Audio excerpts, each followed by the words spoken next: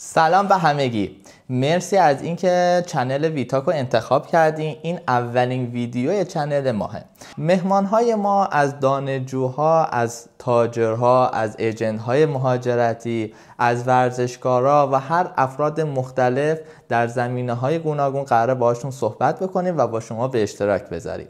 و یه چیزی که خیلی به حمایت شما نیاز داریم، این چنل شماهه و ما نیازمند لایک و سابسکرایب هستیم و اگر هم شما نظری و انتقادی دارین حتما به ما کامنت بکنید. منتظر ویدیوهای جالب ما باشید. لایک و سابسکرایب حتما فراموشتون نشه. در این ویدیو مهمون ما از یکی از شهرهای کشور چین، از شهر دالیان وجود داره. قراره تجربه 2 سال یا 3 سال خودش رو به ما به اشتراک بذاره و در اینجا قراره کلی صحبت‌های جالب در مورد زندگی خودش و حتی در مورد تجربیات زندگی توی کشور چین با ما صحبت بکنه.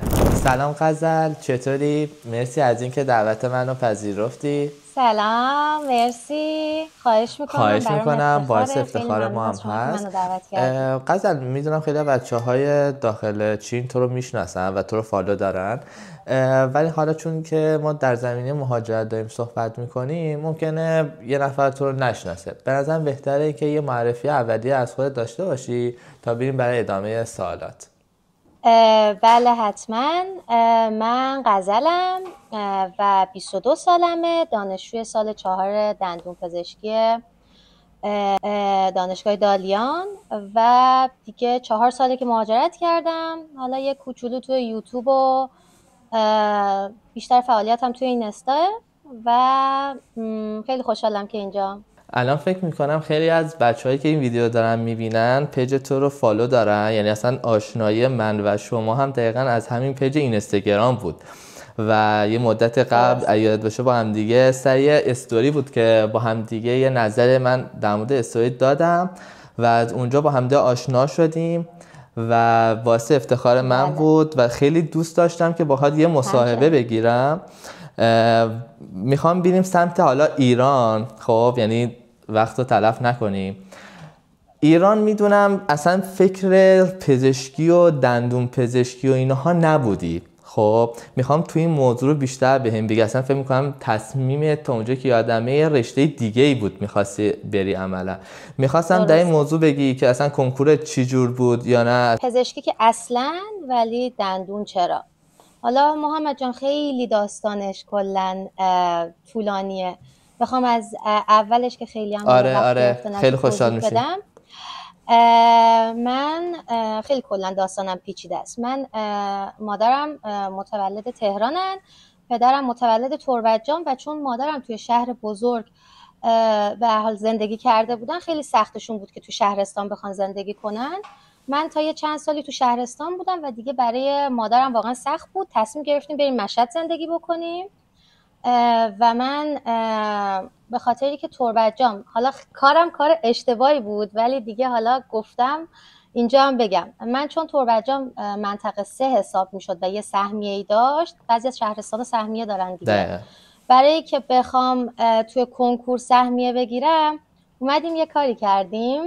من 2 سال دبیرستانم و تربتجان خوندم. سال آخرم و که اومدم مشهد بهم گفتن که تو دیگه منطقه 3 حساب نمیشی و چون نمیخواستم این فرصت رو از دست بدم یه مدرسه به اسمش از راه دوره بهش میگن، اونجا ثبت نام کردم و امتحانامو میرفتم شهرستان میدادم که منطقه 3 برام حساب بشه.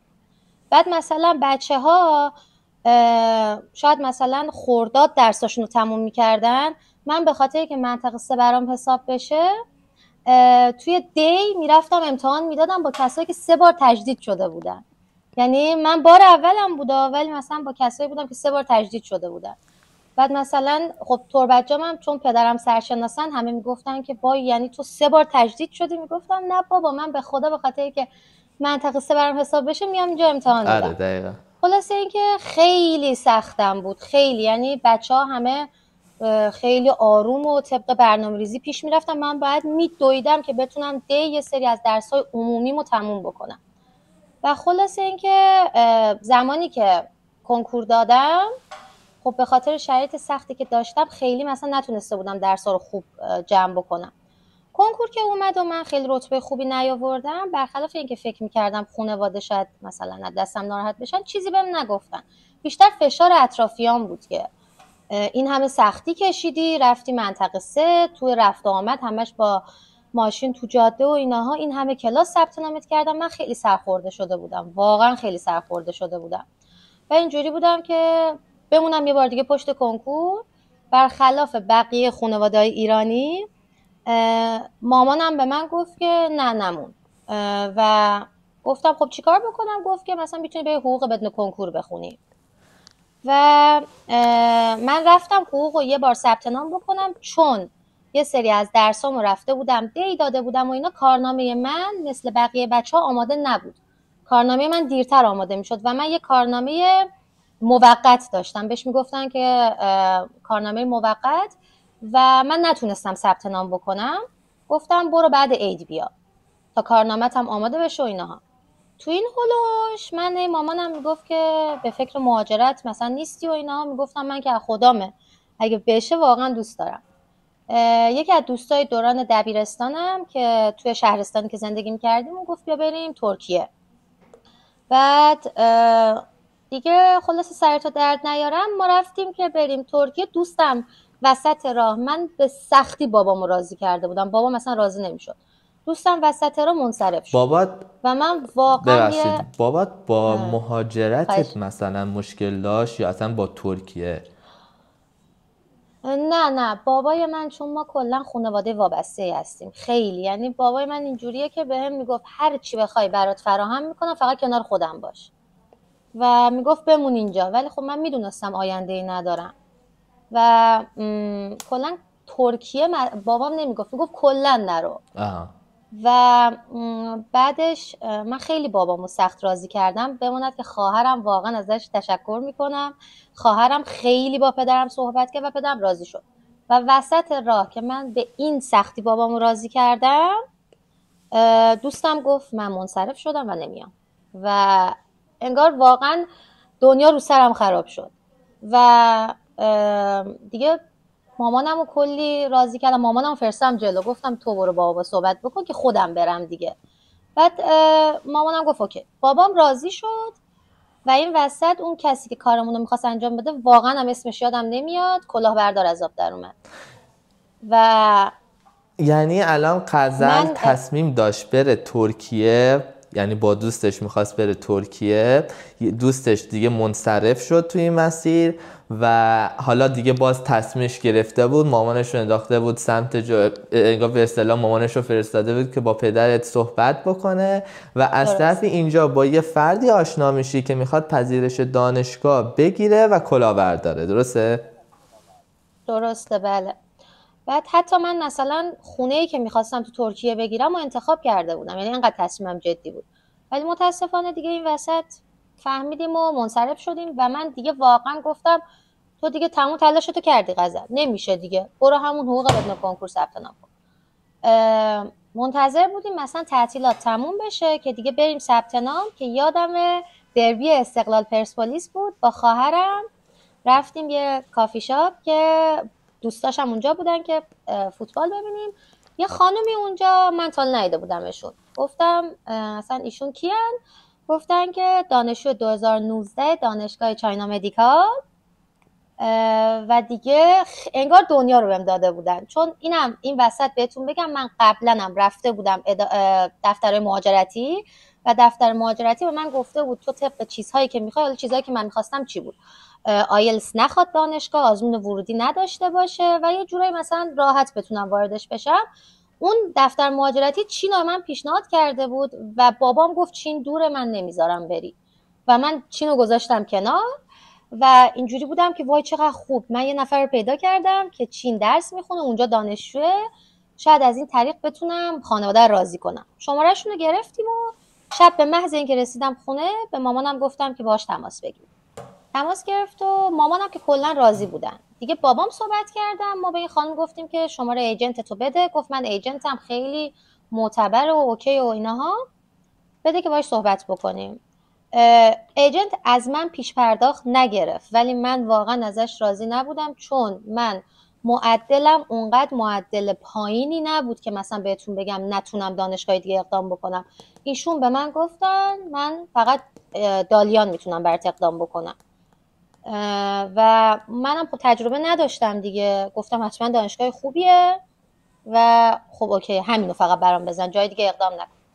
دیگه گذشت و مامانم اومدن به من گفتن که بیا پلای پشت سرتو خراب نکن، بیا برو اینجا هم حقوق و ثبت نام بکن که شاید اگر ریجکت شدی بتونی بری حقوق بخونی. بعد من گفتم که اوکی.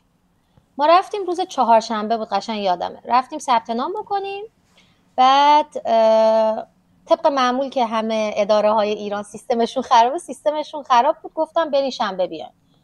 بعد من پدرم انقدر دوست داشتن من نرم و ایران بمونم، به هزار بدبختی آشنا پیدا کردن که فقط من بتونم همون چهارشنبه ثبت نام بکنم، بلکه برم حقوق بخونم منصرف بشم از رفتن.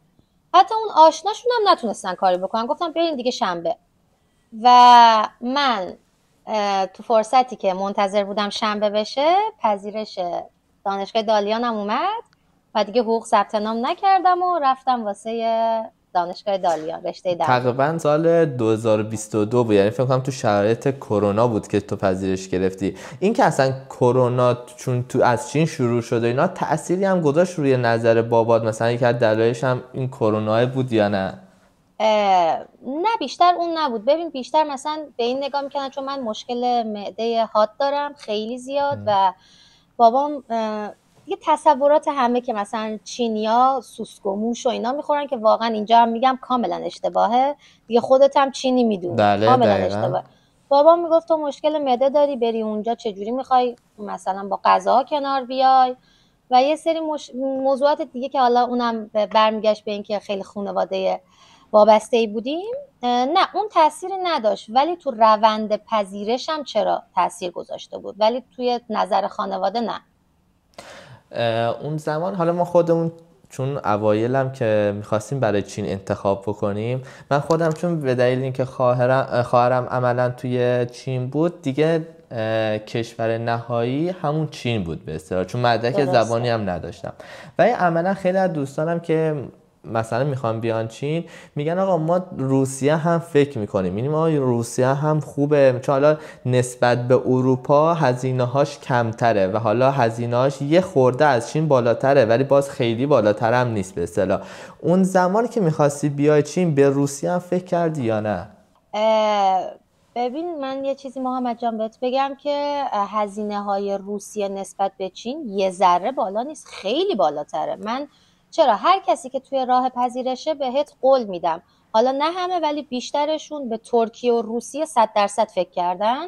منم جز اون آدما بودم. چرا به روسیه فکر کردم و یکی از دوستای پدرم پسرشون اونجا درس میخوندن، اون طرف تونسته بود انتقالی به ایران بگیره و یه خوبی که حالا روسیه داشت این بود که میشه کار کرد همزمان با تحصیل.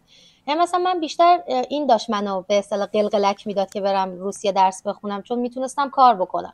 ولی از یه طرفی خیلی دانشجوهای متعددی که پیدا کرده بودم از طریق اینستاگرام صحبت میکردم باهاشون، همشون میگفتن که ببین هر چقدر کار بکنی 2 برابرش باید اینجا خرج بکنی و من دوست نداشتم وقتی توی ایران زندگی راحتی داشتم برم توی کشوری که مثلا سختی بکشم، اذیت بشم و نتونم مثلا زندگی خوبی داشته باشم. بخاطر این منصرف شدم دیگه. پس غزل ترکیه رو گذاشت کنار، وارد به اصطلاح کشور چین میخواست بشه و حالا به نظرم خدا میخواسته که اون فرد رو توی اون حالا کافی شاپ رو شما پیدا کردی، عملا به تورت خورد و از چاینا مدیکال بود. هنوزم باش در ارتباطی یا نه؟ ایشون 2019 بودن فارغ التحصیل شدن برگشتن ایران، دیگه در ارتباط باهاشون نیستم، ولی تا زمانی که تو چین بودن چرا باهاشون صحبت میکردم. اومدی دالیان انتخاب کردی، چرا دالیان؟ خودت اصلا کلا اطلاعی روی دانشگاه ها داشتی یا نه چون ایجنت دالیان رو پیشنهاد کرد اومدی دالیان؟ ببین محمد جان، من الان به پیجم هم به کانسپت پیجم دقت کرده باشی، من بیشتر دارم به بچه ها کمک میکنم. چرا؟ چون زمانی که خودم میخواستم پذیرش بگیرم واقعا کل این اینستاگرام رو میگشتم که فقط یه پیج رو پیدا کنم که به من کمک بکنه و هیچکی. اون زمان یه خانمی بود که اسمشو نمیارم، میگفت واسه یک سوال کوچولو میگفت $100 بده بهت راهنمایی بکنم. و من مثلا میگفتم خب من یه سوال کوچیک از تو دارم و خودم الان اینجوریم که اون زمانی که من دنبال کمک بودم هیچکی کمکم نکرد، بذار الان کمک بکنم به بچه‌ها. و من اون زمان خیلی دنبال این بودم که با یکی صحبت بکنم که فقط به هم بگه طبق تجربه خودش، این تو چین زندگی کرده باشه و به هم بگه کدوم دانشگاه خوبه. و متاسفانه همچین کسی رو پیدا نکردم و به ایجنت هم گفتم خودت برو جلو. و معدلم 17 خورده‌ای بود، خیلی پایینم نبود حالا به اون صورت. اون زمان فکر میکنم یه سری از دانشگاهی که حالا رنک بالایی داره میگرفت این معدل رو بدون اصلا داشتن مدرک زبان و آزمون ورودی و اینها. فقط فرقش این بود که مصاحبه آنلاین داشت. دالیان مصاحبهش آنلاین نیست، تو یه ویدیو از خودت پر میکنی، توش انگلیسی صحبت میکنی، اصلا چرا میخوای این دانشگاه رو انتخاب کنی، هدفت چیه و درباره آینده و اینها صحبت میکنی. اون ویدیو رو براشون میفرستی و اکسپت میشی، همین. ولی منتها دانشگاه دیگه تنها فرقش این بود که همونجوری که من با شما دارم صحبت میکنم با اون شخص باید صحبت میکردم و آنلاین و اون قدم سخت نبود. ایشون من فکر میکنم که مهارتشون در دانشگاه دالیان بیشتر بود و خیلی به من اصرار کرد که تو دالیان خیلی خوبه. بعد اینا رو میگم که بچه‌ها گولشو نخورن. ایشون برای من یه عکس از یک دانشگاه دیگه فرستاد که این دانشگاه استخر داره واسه دانشجو، این دانشگاه این سالن سلفشه، این مثلا فلانشه. و من وقتی وارد این دانشگاه شدم اصلا چیزایی که نشون دادن، رفتم بچه‌ها گفتم اینجا مثلا چیز داره، استخر داره. میگفتن نه بابا دلت خوشه، اصلا همچین چیزایی نیست. و به من اصلا عکس الکی داده بودن، اصلا چیزی که به من گفته بودن و اینم به من نگفته بودن که دانشگاه خارج شهره. و من اومدم، شما فکر کنین من از فرودگاه رسیدم نه پیکاپی داشتم نه هیچی نداشتم، با 2 تا از دوستام که واقعا یکیشون خیلی به هم کمک کرد و تا همین الانم دوست خیلی خوب منم، خیلی به هم کمک کردن. ما یه تاکسی گرفتیم و هرچی میرفتیم از فرودگاه نمیرسیدیم. من میگفتم که فلانی چرا نمیرسیم؟ میگفت که نمیدونم منم بلد نیستم. انقدر دور شدیم و یهو وارد یک روستایی شدیم و من اونجا فهمیدم که وای چه کلاهی سرمون رفته. اون ایجنت نه به من گفته بود دانشگاه خارج شهره، اصلا عکسش به من گفته بودن و اینم به من نگفته بودن که دانشگاه خارج شهره. و من اومدم، شما فکر کنین من از فرودگاه رسیدم نه پیکاپی داشتم نه هیچی نداشتم، با 2 تا از دوستام که واقعا یکیشون خیلی به هم کمک کرد و تا همین الانم دوست خیلی خوب منم، خیلی به هم کمک کردن. ما یه تاکسی گرفتیم و هرچی میرفتیم از فرودگاه نمیرسیدیم. من میگفتم که فلانی چرا نمیرسیم؟ میگفت که نمیدونم منم بلد نیستم. انقدر دور شدیم و یهو وارد یک روستایی شدیم و من اونجا فهمیدم که وای چه کلاهی سرمون رفته.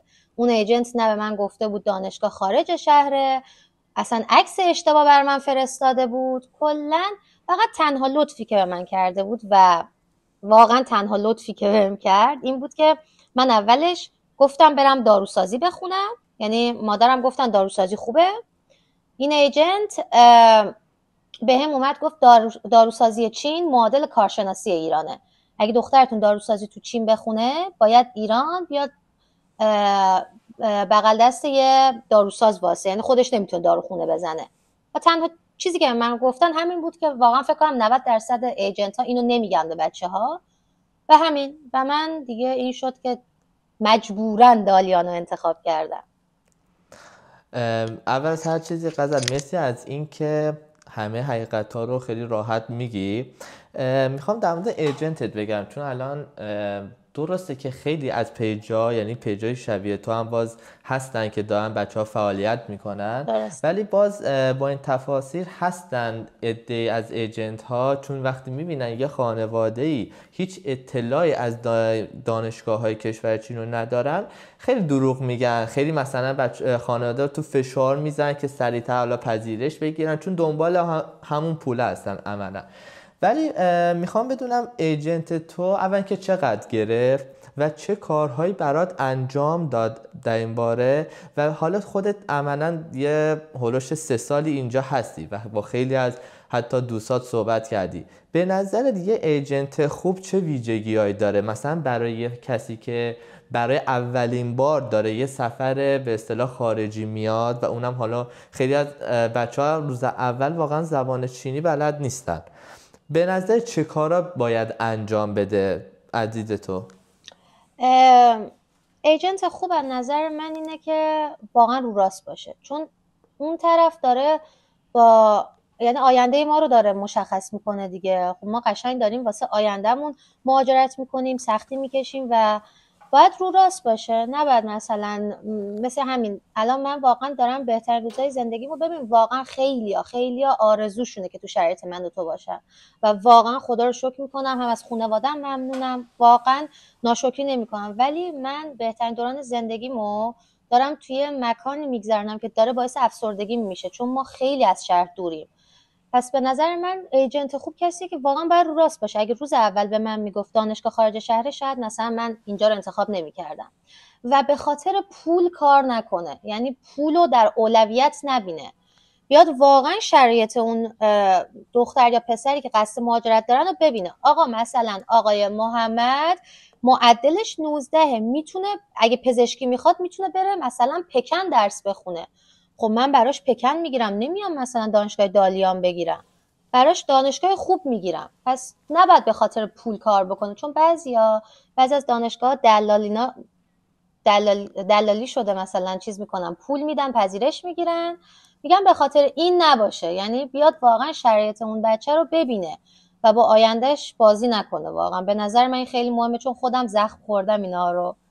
میگم که بچه ها حواسشون باشه. دوست داری بگی ایجنت چقدر گرفت؟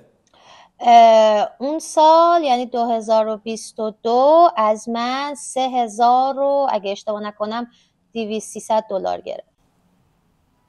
خیلی هم گرفته. خیلی گرفت. تو خیلی دقیقا با همون فردی که چاینا مدیکال بود با ایجنت همون فرد کار کردی، درسته؟ خودشون هم دانشجوی چاینا مدیکال بودن. بعدا من فهمیدم اصلا اون خانم دستش هم درد نکنه، حالا شاید این ویدیو رو ببینن نمیدونم، ولی دستشون درد نکنه. ولی من بعدا فهمیدم که با ایجنتم دستشون توی کاسه بود و اصلا این خانم وقتی به اون طرف دانشجو معرفی میکرد پورسانت میگرفت، یعنی از روی محبت برای من کاری نکردن، خودشون این کار رو انجام میدادن. درسته.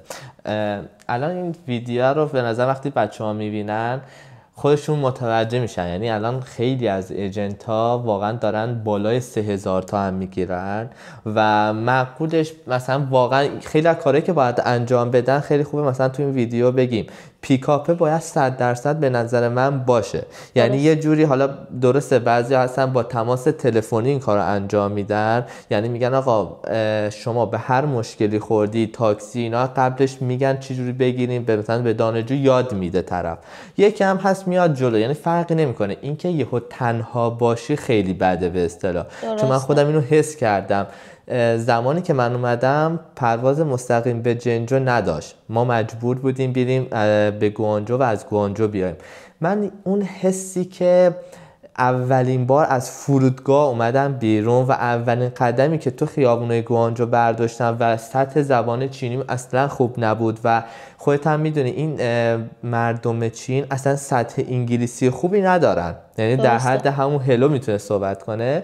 اون فشاره رو حس کردم، فهمیدم که چقدر انها تنهام. یعنی حالا خیلی از بچه‌ها هستن با رفیقاشون میان و من حالا اون زمان خیلی تعدادمون بالا نبود، چون سالی که اومدیم سال فکر می‌کنم 2023 بود و یه جورایی کرونا تازه رفته بود، خیلی هنوز نیومده بودن، شرایط خیلی سختی بود عملا. پس به نظر اولین ویژگی یه ایجنت اینه که یک واقعا دغدغه خانواده ها رو بذاره کنار، یک راستگو باشه و یکی دغدغه رو بذاره کنار. چون به نظرم روز اول یا هفته اول کشور خارج همه خانواده دغدغه‌شونه که بچه‌شون الان مشکل نداره چجوریه از این لحاظ. میخوام در مورد دانشگاه دالیان با هم صحبت بکنیم، چون حالا ناخواسته دیگه عملا دانشگاه دالیان برات پذیرش گرفته بود و رفتی دانشگاه دالیانه. یه ویژگی بدی که خودم هم تا حالا شنیدم یکیش اینه که از شهر بیرون. یعنی من خودم با اینکه تو جنجو 2 تا دانشگاه داره، یعنی 3 سال اول توی یه دانشگاه و 3 سال بعدی توی یه دانشگاه دیگه هستیم، 3 سال اول یه مقدار از مرکز شهر دوریم و خیلی تازه سخته. یعنی خارج از شهر نیستیم ما، یعنی تو خود شهریم ولی از مرکز شهر دور هستیم.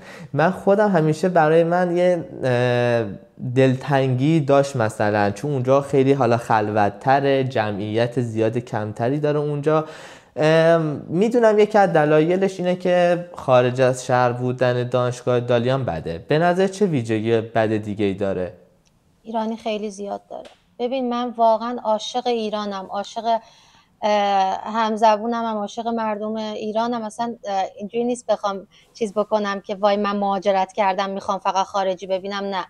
ببین این یه واقعیته، اصلا قصد توهین ندارم. اصلا اگه کسی منو بشناسه میدونه که من اصلا همچین آدم نیستم. ولی وقتی ایرانیا از ایران خارج میشن و میان مهاجرت میکنن کلا عوض میشن، همه مثلا اصلا یه آدم دیگه میشن. و اینجا ایرانی که زیاد شده خیلی جو بدی درست شده. ما سر دعوا کردن توی این دانشگاه اخراجی داشتیم، بماند که چقدر اتفاقات دیگه که اصلا گفتنی نیست اینجا. و یه سری از بچه‌ها واسه چینی‌ها مزاحمت ایجاد میکنن، مثلا آخر شب صدای ضبط موتوراشون رو زیاد میکنن که چینی‌ها دیگه الان جوری شده که من اوایلی که مهاجرت کردم چینی‌ها وقتی خارجی میدیدن با هم عکس میگرفتن، مثلا من به عنوان خارجی با هم عکس میگرفتن، ذوق میکردن. ولی الان اینجوری شده که اگه یه چینی مثلا یه خارجی ببینه فرار میکنه، به خاطر کارهایی که واقعا بچه‌ها اینجا کردن و چینی‌ها دیگه از ماها بیزار شدن. و یکی از بدیاش اینه. و بدی بعدی که به نظرم ایناها رو بذاریم کنار، اون مهمتره، تدریس استادها. خیلی سطح زبان انگلیسیشون کمه، پایینه. یعنی مثلا ما ترم پیش اینجوری بودیم که الان که تخصصی شدیم حالا یکم بهتر شده، ولی ترم‌های پایین‌تر که تخصصی نبودیم به اندازه ترم‌های الان، استاد اینجوری بود که مثلا این پی دی افه حفظش کرده، میومد اینو تدریس میکرد. اگه من غزل برام سوال پیش میومد از استاد میپرسیدم، استاد منو فقط نگاه میکرد میگفت که نمیدونم. خب یعنی چی؟ مگه تو استاد نیستی؟ بعدا من متوجه شدم که این استادا فقط میان پی دی اف حفظ میکنن، همونو میان میگن. اگه تو خارج از پی دی افی که تدریس کرده ازش سوال بپرسی دیگه نمیتونه بگه. و خیلی چینی انگلیسی صحبت میکنن. حالا من سطح دانشگاه دیگر رو دیدم، خیلی ها اینجوریه، ولی خب مثلا ما خیلی به آفیسمون اعتراض کردیم که یک کم سطح تدریس ها بهتر بشه، ولی اصلا آفیس به ما اهمیت نمیده، واقعا اصلا. و این تدریس هم خب برای بچه ها خیلی مهمه دیگه، اینم گفتم که بدونم بچه ها. دقیقاً زمانی که داشتید صحبت میکردی منم دقیقاً همه اتفاقاتی که داشتی میگفتی و توی جنجو من عملاً دیدم.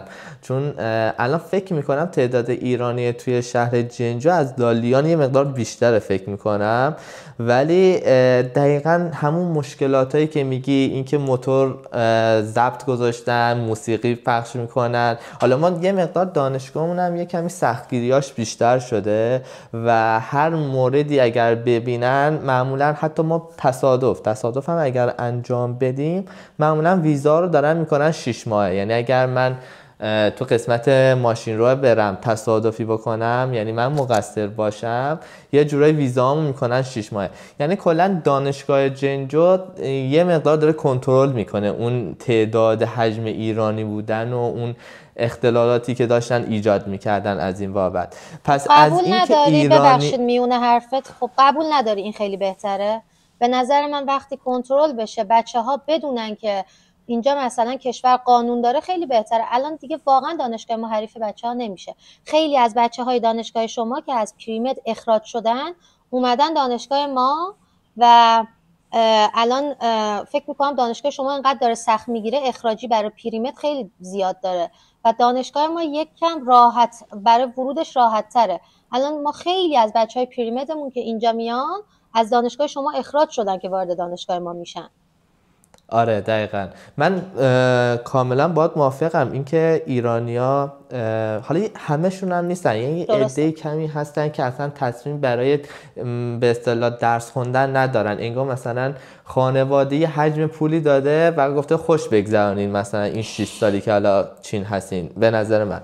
ولی من از اینکه ایرانی داخل یه شهری دارم درس میخونم که ایرانی زیاده خیلی خوشحالم. یعنی یکی از دلایلی که من میخواستم برم اول شیان درس بخونم، چون خواهرم شیان درس میخوند، تصمیم داشتم برم اونجا درس بخونم. به دلیل همون مصاحبه که وی پی ام وصل نشد و من از مصاحبه رد شدم، به اصطلاح ریجکت شدم، مجبور شدم بیام جنجو. جنجو هم دقیقا سال 2021 که فکر میکنم دندون و پزشکی شد دارو رو هم رفته یه 400 نفری گرفت، یعنی هولوش 300 خورده نزدیک 400 نفری گرفت واقعا. و من از این که ایرانی زیاد بود خیلی دوست داشتم، چون در کنارش من خیلی دوستای خیلی خوبی پیدا کردم. ولی اینم بگم واقعا یه روزایی هست که سعی میکنم برم یه جایی که ایرانی نباشه واقعا. یعنی این حسا خیلی از دوستام هم اینو داشتن، این حسا دوست داشتن برن یه جایی که ایرانی نباشن، اصلا یه تفریحگاه مثلا یه پارکی که میرن برن که اصلا ایرانی نبینن مثلا. این حسایی هم من واقعا خودم داشتم. ولی یه مقدار اختلاف نظر از بابت ایرانی بودن زیاد با همدیگه داریم. به نظر کلا اکثر دانشگاه با هم موافقی؟ اکثر دانشگاه ها معلماشون سطح زبان انگلیسیشون خوب نی، یعنی علمشو داره ها. یعنی اگر میخواست به چینی به من تدریس کنه من میدونم واقعا، چون اکثر استادا اولش خودشون رو معرفی میکنن، میگن پروفسوریم، فلان مقاله رو نوشتیم، فلان جاها چاپ شده مقاله هامون. به نظر اگر چینی بلد باشن بچه‌ها، یعنی اگر اون اچسکا و اون مدیکال چاینیزی که همه بچه‌های چین درس میخونن، بچه‌ها بین‌الملل میخوننش، یه کمی محکم‌تر بگیرن، یه مقدار بیشتر بخونن، میتونن به اصطلاح از معلمه علمی یه چیزی رو برداشت کنن، به اصطلاح به دست بیارن. با موافقی یا نه؟ کاملا باهات موافقم، چون مثلا یه جاهایی میبینیم دیگه استاد انگلیسیش کم میاد، میگه کسی چینی بلده من به چینی توضیح بدم، مثلا اون دوستتون به زبون خودتون بهتون توضیح بده و کاملا درسته. و من دانشگاه فکر میکنم یادم رفته اسمشو، حالا توی پیجم ویدیوشو گذاشتم، یکی از بهترین دوستام اونجا پذیرش گرفته، فقط اون دانشگاه پزشکی داره. من رفتم اونجا و تدریس استادها هم دقیقا مثل دالیان بود، یعنی فکر میکنم حرفت کاملا درسته. ولی یه سری دانشگاه خفن اینجوری نیست دیگه، اون خفنا فکر میکنم واقعا اساتید خیلی، مثلا اساتیدشون آمریکا درس خوندن، چون اینو شنیدم مثلا دانشگاه پکن داره استادی که آمریکا فارغ التحصیل آمریکا هست. دیگه دانشگاه تا دانشگاه فرق داره دیگه. دقیقاً. دالیان رو به نظرت به کسی پیشنهاد میکنی یا نه برای غزلی که الان فکر میکنم 3 ساله داخل به اصطلاح سال 4م گفتی درسته؟ 3.5 تا 4 سال 4م دانشگاه دالیانه، به نظرت پیشنهاد میکنی کسی که میخواد بیاد یا نه؟ نه واقعا نه، من کلا آدم رکیم و قبل از این که با هم صحبت بکنیم من بهت گفتم که میتونم رک باشم و تو گفتی اوکیه و من میگم نه آقا، اگه شرایطشو داری، معدلت خوبه، از لحاظ مالی اوکی، نه یا دالیان اونقدر که فکر میکنین واقعا خوب نیست، نه رنگ خوبی داره. منم گول ایجنت اشتباهو خوردم و تقصیر خودم هم هست که تحقیق نکردم واقعا. من نه واقعا نه، چون الان ببین میگن نمیدونم شندیانم میگن بهترین دوره زندگی بچه ها دوره دانشجوییشونه. من الان بهترین دوره زندگیمو مهاجرت کردم به یک کشور دیگه و دارم تو بدترین جا، یعنی مهاجرت معکوس عملا، دارم توی جای دور افتاده زندگی میکنم. ببین شاید یکی که دالیان باشه با من موافق نباشه، ولی کلا از 90% بچه ها میتونی این حرف رو بشنوی. مکانی که هستیم جای بدیه دیگه، حقیقتا خود شهرمون خیلی قشنگه، توریستی هم هست، ولی جایی که دانشگاه رو تأسیس کردن خوب نیست.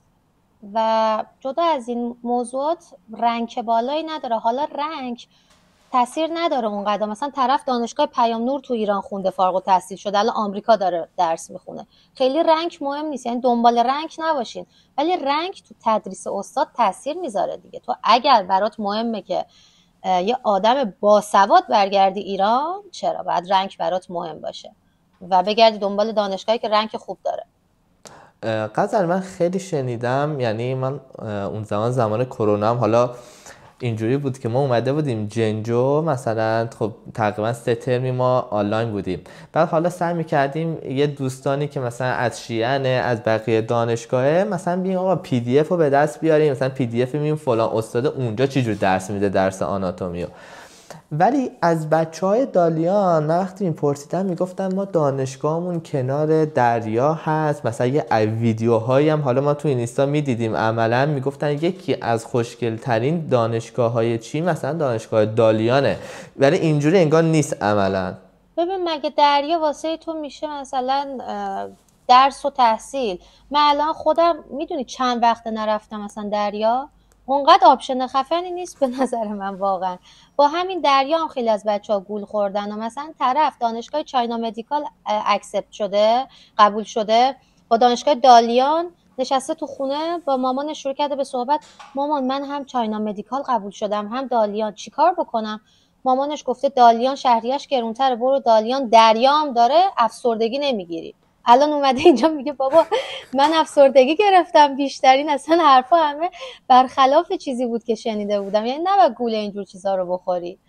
دریا خیلی اهمیتی نداره. آره. بعد دالیان هم فکر میکنم الان مثلا ما یه چیزی که واقعا تمام بچهای جنجو باش موافقیم اینه که آقا آب و هوای شهر جنجو اینجوریه که صبح یا آفتابیه، یهو مثلا 1 ساعت بعد بارون شدید میشه به اصطلاح. میخوام بگم دالیان هم فکر میکنم همینجوری باید باشه، درسته؟ دالیان واقعا مودی آب و هواش. ببین الان ما از اصلا پاییز رو تجربه نکردیم، مستقیم وارد زمستون شدیم. چند شب پیش انقدر سرد بود، من رفتم توی آب و هوا رو که چک بکنم، هوا فکر میکنم الان توی پاییز چیزی که احساس میشد 5 درجه بود. واقعا از الان خیلی زوده ما بخوایم وارد این هوا بشیم، خیلی سرد شده. دقیقا. یعنی من الان واقعا میتونم بگم 3 هفته من نور آفتاب رو ندیدم واقعا توی شهر جنجو. دقیقاً. یعنی یا بارونیه یا ابریه که حالا هوای خورده سرده، مثلا نمیشه حالا راحت بری بیرون و فلان و اینها، یعنی اصلا به پاییزه نمیخوره. اصلا جدا از اینا لباس میشوریم خشک نمیشه اصلا چون آفتاب نیست. خیلی معضل بزرگیه. پس غزل الان دانشگاه دالیان رو اصلا پیشنهاد نمیکنه. شهر خود دالیان مثلا رستوران های ایرانی، مثلا فروشگاه های ایرانی اینها داره یا نه؟ نه متاسفانه، ولی ما یه سوپرمارکت داریم. یه اسم جالبی هم بین بچه‌ها داره سوپرمارکت. حالا اگه بچه دالیان ببینن متوجه میشن. این سوپر روزه اولی که اومدیم یه سگ پیری داشت، ما اسمشو گذاشتیم سوپر سگی، چون سگ داشت اسمشو گذاشتیم سوپر سگی.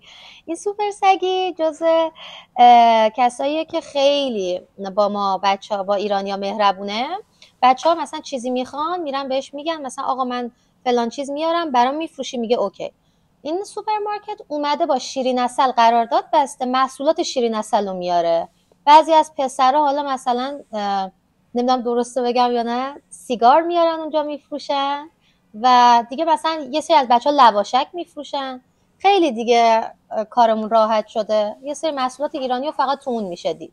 آره من این توی تابو بود به نظرم شیرین عسل رو دیدم و چقدر قیمتش بالا بود. یعنی فکر می‌کنم شیرین عسلی یادم نمیاد، فکر کنم 60 خورده‌ای بود، فکر می‌کنم 60 خورده یوان بود عملا. یعنی الان همون حضوری هم عملا گرونه دیگه، درسته؟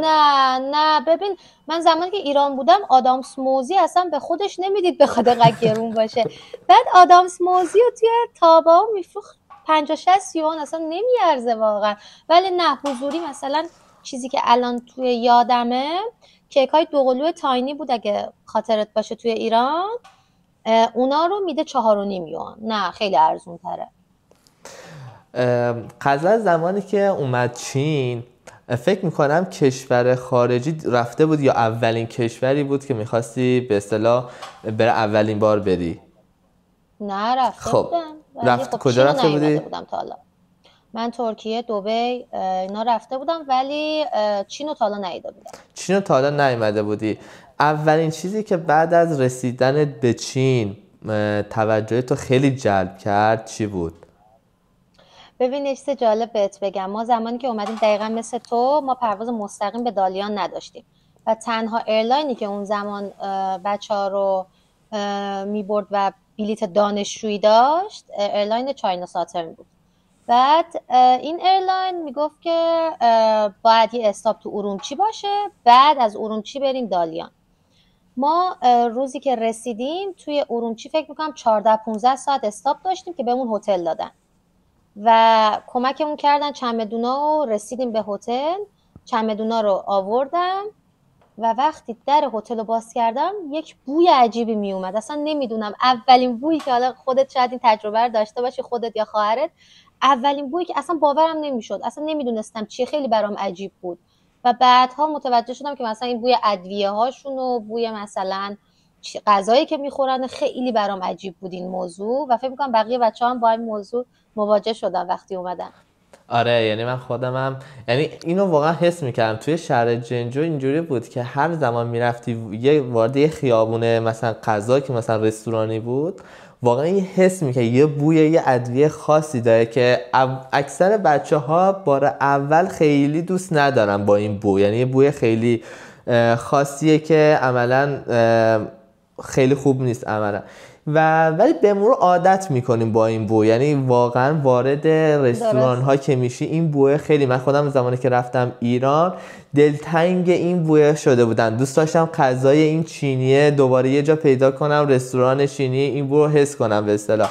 چیز جالبی بود. پس اولین چیز برای تو این بوی خاصش بود به اصطلاح. آره یه چیز جالب میشه این وسط بهت بگم. بله بله. الان ببین واقعا دیگه هممون جوری به این بو عادت کردیم. من خودم ببین تو ایران بد غذا بودم، اصلا نگم بهت، هر زمانی که مثلا ما قیمه داشتیم و غذاهای مثلا خیلی خوب داشتیم، من ادا در می آوردم میگفتم من نمیخورم.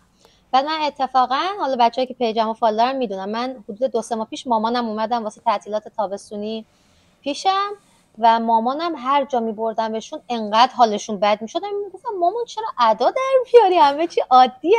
مامانم گفت بابا تو 4 سال داری اونجا زندگی میکنی، عادت کردی. و مثلا مامانم میدید من یه غذاهایی میخورم، میگفت تو واقعا همون غزلی که مثلا من برات قیمه درست میکردم میگفتی نمیخورم. اصلا مامانم متعجب میشد چیزایی که من میخوردم و واقعا توی 1.5 ماهی که پیشم بودن عادت نکردم به این بوه و خیلی بدشون خیلی اومد. سختش بوده. برای همه همینه. آره. الان غزل با غذاهای چینی تونسته کنار بیاد یا نه؟ آره بابا انقدر دوست دارم، حتی از غذا ایرانی بیشتر. اصلا دقیقا منم همینجورم. یعنی قیمتی هم بهتر شده، یعنی خیلی به صرفه تره و از طرفی هم واقعا مزه خاصی داره. مخصوصا حالا نودلاشو من خیلی دوست دارم و حالا برگری حالا کاری نداریم، تو ایران خودم به نظرم توی بحث برگر و اینا همیشه اوله، ولی نودلش و اینا من اصلا نودلی نبودم. یعنی اصلا شاید نودل رو نخورده بودم زمانی که ایران بودم، ولی اومدم اینجا شاید هفته یه بار نودل میخورم. حالا شده اون قسمت، ما یه برندی داریم اسمش علی نودلیه، نمیدونم اونجا هم هست یا نه. دقیقاً همه چیزشو با رب گرجه خودمون، یعنی وقتی میخوری اون مزه ایران رو حس میکنی به اصطلاح. ولی پس با غذای چینی کنار از همون اول مشکل داشتی به نظرم، درسته طبق چیزی که داری میگی؟ آره بابا اومدم اینجا انقدر ماهای اول مسموم شدم، بیمارستانی شدم سر غذاشون. بعد یهویی دیگه کنار اومدم. میگن آدم مجبور باشه سنگم میخوره، حکایت ماست دیگه. از یه جایی به بعد کنار اومدم. من اوایلش با این تندی غذا مشکل داشتم، اصلا به قدری بود به خارش افتاده بود بدنم که اینقدر غذاها تند دارن میخورن. چون من اولین روزی که اومدم با یه نفر رفتم غذا خوردم، غذای چینی، که طرف جنوبی بود و همه چیزا تند میخورد. بعد طرف اومد به ما گفت آقا دیده خود سر میزا یه کاسه میذاره کلی ادویه تند خیلی زیاد، و من اولین غذایی که خوردم یادم دامپلینگ بود به اصطلاح، و گفت دامپلینگ رو بزنید داخلی بخوری و ما هم طرف خورد گفت خیلی خوبه، رفیق ما گفت بخور خیلی خوبه و میدونست این تنده، ولی من خوردم. یعنی یادمه اون تا کل اون روز من همش دهنم تند بود، یعنی هر چی میخوردم هر چی آب میخوردم اصلا تندیش نمیره. نمیدونم اینو حس کردی یه سس خیلی تندی دارن؟ آره من تا همین الانشم با این تندیشون مشکل دارم، چون مشکل معده دارم مثلا نمیتونم تندی بخورم دیگه، هر جا میریم اولین چیزی که بهشون میگیم تندش نکن. ولی مثلا بعضی از غذاهاشون که هست باز درجه تحملم رفته بالاتر دیگه، میتونم تحمل بکنم دیگه، عادت کردم واقعا. اولین شوک فرهنگی که توی کشور چین باش مواجه شدی چی بود؟ اولین شوک فرهنگی، ببین یکی از چیزهایی که حالا الان یهو تو ذهنم اومد این بود که ببین ما روز اولی که اومدیم زمستون بود، واقعا سرد بود، یعنی قشنگ یادمه که برف اومده بود شدید. بعد اینا فقط با یه لباس خیلی نازک، یعنی نمیدونم به خاطر غذاهایی که میخورن، به خاطر اینه که مثلا سیر زیاد مصرف میکنن، اصلا سردشون نمیشه، در برابر سرما خیلی مقاومن.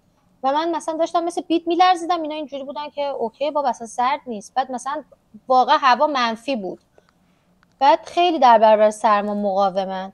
و یه شوک فرهنگی دیگه که نسبت به ایران بود، حالا دیگه این بدی ایرانه، اینجا واقعا همه چی امنه. یعنی مثلا من آیپدم رو یه بار تو سلف جا گذاشتم، 2 روز بعد رفتم دنبالش، آیپد سر جاش بود، یعنی کسی به اون دست نزده بود. یعنی اینقدر به قانون کشورشون پایبندن، یعنی میدونن که اگر دزدی بکنن، برای مثال مثلا این مداد رو از من بدزدن، سر این مداد قراره که مثلا جریمه بشن، چه میدونم یه اتفاق بد بیفته. به خاطر همین خیلی آدمای قانونمندی هن. مثلا من تو ایران آخرین باری که رفتم زمستون پارسال که من رفتم، واقعا نزدیک بود موبایل منو بدزدن و من هنوز اون صحنه از توی ذهنم پاک نشده. ولی اینجا هیچ وقت من اون استرس رو تجربه نکردم. این به نظرم جزو بزرگترین شوک‌های فرهنگی بود که انقدر همه چی امنه اینجا. امنیتش به نظرم واقعا توی نسبت به بقیه کشورها میتونم بگم اول. یعنی من نرفتم کشور دیگه، ولی دوستانی که حالا باشون در ارتباط هستم یا حتی مثلا الان به کمک این فضای مجازی خیلی راحت میتونیم بدونیم آقا فضایی مثلا توی کشور آمریکا، توی ایتالیا، تو اروپا اصلا چجوریه عملا.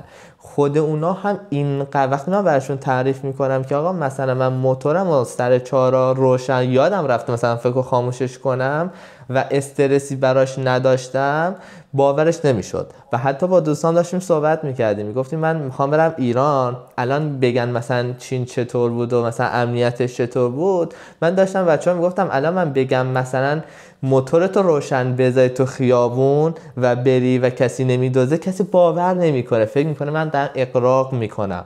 ولی واقعا همینطوره. یعنی خود مردم چین، ما که دوستای چینی میگفت ما اینقدر امنیت تو خیابونایه که ماشینامونو اصلا بیرون میزنیم، یعنی تمایل داریم که مثلا چون پارکینگای خاصی بیرون داره همون بیرون بذاریم تا اینکه بیایم تو پارکینگ خونمون مثلا بذاریم به اصطلاح. این امنیت به نظرم خیلی راحت کرده. اصلا یکی از چیزایی که خودم به شخص باعث شده که کشور چین رو حتی برای زندگی بعد از تحصیلم انتخاب بکنم واقعا این امنیته. خودت این با من موافقی یا نه؟ برای زندگی طولانی مدت نه، میدونی چون خیلی تفاوت فرهنگی داریم. ولی ببین 100 نه 1000 بار دیگه برگردم عقب این کشور واسه مهاجرت انتخاب میکنم. خیلی راضیم از کشوری که انتخاب کردم، راضیم چون من دختری بودم که 1 ثانیه از خانواده دور نشده بودم و بیشتر استرس اون امنیته، اون که مثلا قرار اونجا چه اتفاقی برام بیفته خیلی داشت اذیتم میکرد. وقتی اومدم اینجا دیدم نه، واقعا تو ساعت 3 شب برو بیرون، تو هر ساعت دلت میخواد با هر پوششی که دوست داری برو بیرون، یه نفر حتی بهت نگاه نمیکنه. من یه بار یه سوالی برام پیش اومده بود، به مامانم که اومده بودن میپرسیدم ازشون، تو مترو که مثلا با مامانم بودیم همه چینی‌ها اینجوری سرشون پایین بود، هیچکی بهش که نگاه نمیکرد، اصلا براشون مهم نبود آقای خارجی جلوت نشسته هیچی. بعد به مامانم گفتم مامان اینا اصلا نه کسی رو نگاه میکنن نه اصلا با کسی صحبت میکنن، اینقدر محجوبن، چه جوری عاشق میشن اصلا به کسی نگاه نمیکنن که از اینکه خوششون بیاد، اینقدر که اصلا آدمای درست و اصلا نگاهشون اذیتت نمیکنه. این خیلی برای من چیز آره خیلی چیز جالبیه و خیلی خجالتیه. آره باید کاملا موافقم. کلا تو مترو همه سرشون تو گوشیه، دقت کنی اصلا هیچ کسی دخالت صحبتی نمیکنه، همه سرشون تو گوشیه. اینو کاملا بچه‌ها هم موافقن. میخوام بیام توی موضوعی که خیلی از بچه‌هایی که اومدن چین جزء بدیهای چین در نظر میگیرن و من دوست دارم توی این مورد با تمام کسایی که باشون مصاحبه میکنم این سوالو بپرسم. به نظرم یکی از بدیهای چین اینه که بچه‌ها دانشجوها اجازه کار ندارن. تو چجوری این مشکل رو تونستی باهاش کنار بیای عملا؟ ببین دیگه هممون الان بیشتر بچه‌هایی که مهاجرت کردن، نه تنها چین، همه جا با معضل بزرگ دلار مواجه شدیم. مثلا من خودم با یوان 5000 تومان مهاجرت کردم. الان یوان چقدر امروز نمیدونم، فکر میکنم بعد 16,000 تومان باشه. 16200 اینا هم. آره و اصلا خیلی برام سخت بود این موضوع، واقعا برام سخت بود و یه جایی واقعا دوستم نداشتم به پدرم فشار بیاد و هی مثلا به خودم میگفتم که کاش میشد اینجا کار بکنیم. حالا یه سری کارا هست که بچه‌ها انجام میدن، حالا دانشگاه ژنگژو هم شنیدم مثلا آشپزی میکنن، اینا رو دانشگاه واقعا کار نداره، مثلا غذا ایرانی میفروشن. و یه چیز دیگه که خیلی باب شده ایجنتیه. من وارد این کار شدم و خواستم که مثلا شروعش بکنم و دیدم واقعا کار من نیست. یعنی من دوستش ندارم، نه که نتونم، بحث تونستن نیست، اصلا دوستش نداشتم این کارو.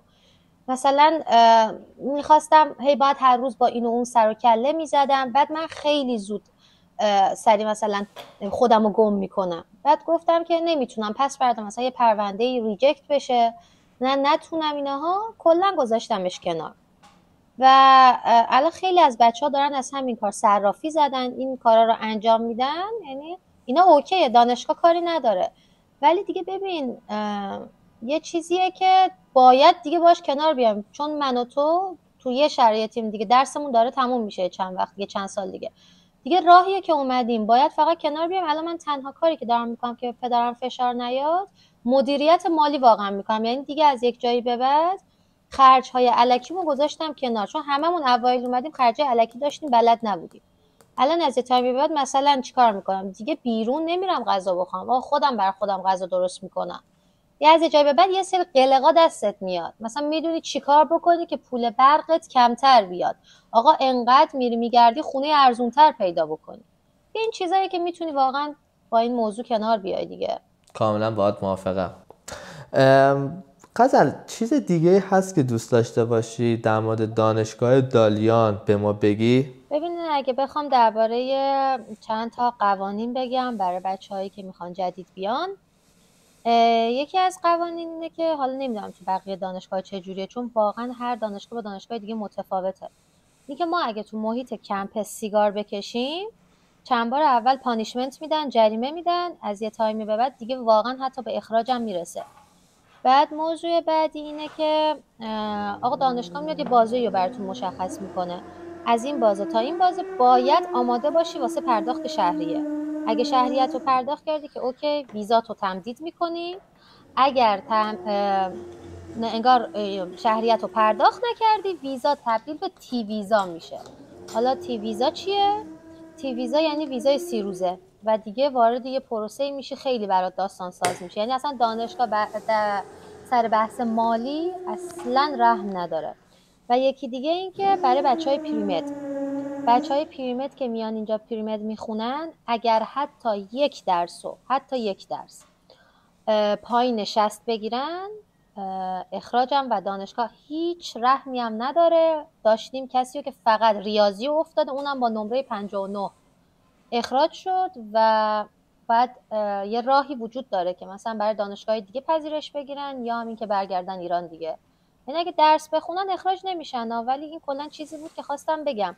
فکر نکنن چون دانشگاه راحت واردش میشن، راحت هم میتونن توش مثلا ادامه بدن. برای پریمت دانشگاه شوخی نداره، باید واقعا درس بخونن که اخراج نشن. درسته.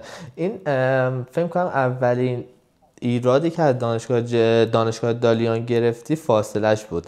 الان بخوایم در نظر بگیریم شما با تاکسی عملا میرین، درسته؟ یا خط واحد و اینا هم داره برای اینکه وارد شهر بشین؟ اتوبوس، مترو، همه چی هست. حتی نامردا نیومدن مترو رو چسبیده به دانشگاه بسازنش. حتی مترو هم یه مقدار ازمون دوره. ولی ببین خیلی درباره دانشگاه، ولی مترو هم اون سمت هم اومده، خارج از شهر اومده. داریم مترو داریم. ولی مترو کلا چیز راحتیه دیگه، خیلی راحت‌تر میشه باهاش رفت شهر. ولی کلا میگم دوریم دیگه. حالا خیلی غر زدم درباره دانشگاه دالیان، ولی من که دیگه باهاش کنار اومدم. بعد از این همه سال دیگه ساختم واقعا باهاش. و اینکه فکر میکنم گفتی 1 ساعت تا 1 ساعت و نیم فکر کنم با فاصله هست ماشین تا خود بستگی شهر، داره درسته؟ مثلا کجا. با ماشین. بالا شهر رو مثلا بالا شهر طرف ونیز میشه، اون طرف آره واقعا 1 ساعت 1 ساعت و نیم راه. درسته.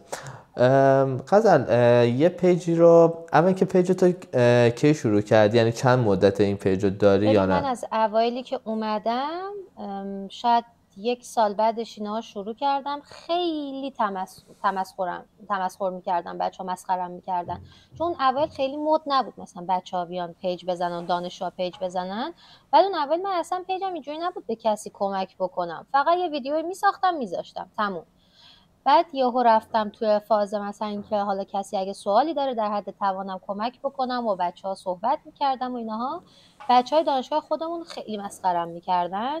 بعد فشار روانی زیادی بهم وارد شد، چون واقعا اومدم پیجمو ببندم و پدرم خیلی حمایتم میکرد. شاید مثلا اون اوایل این پیج خیلی چیز مسخره‌ای بود، مثلا 500 600 نفر فالوم داشتن. حالا الانم خیلی فالوورام بالا نیست، چون یه مدت خیلی رفت بالا، ول کردم به خاطر درس و حالا اینها، خیلی ریزش فالوور پیدا کردم.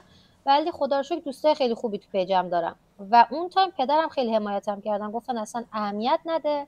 ادامه دادم. خیلیا ببین مثلا اون سری تو سلف بودم، یه دختر خانمی فکر میکنم پیرمد بودن، اومدن سمتم که تو خیلی به من کمک کردی، واقعا ازت ممنونم. و من کل روزم ساخته شد، یه انرژی مثبتی از این دختر گرفتم و تا آخر شب مودم خیلی خوب بود. اینکه میتونم به بقیه کمک بکنم خیلی حس خوبی بهم میده. آره، پیج تو من نگاه کردم و کل حقیقت و راست این واقعیت میای میگی عملا. حتی یه زمانی بود چند وقت پیش بود داشتی مثلا میگفتی آقا حالا خیلی هست نمیان اینو بگن، میگفتی آقا کسایی که میایین مثلا از من سوال میپرسین، اوکی اگر ایجنت داری وظیفه ایجنتت بعد بگه. حالا اگر هم من بهت کمک میکنم، یه موقعی هست بعضی هستن انگار یه جور صحبت میکنن انگار وظیفه شماه که باید حتما به من راهنمایی بکنی.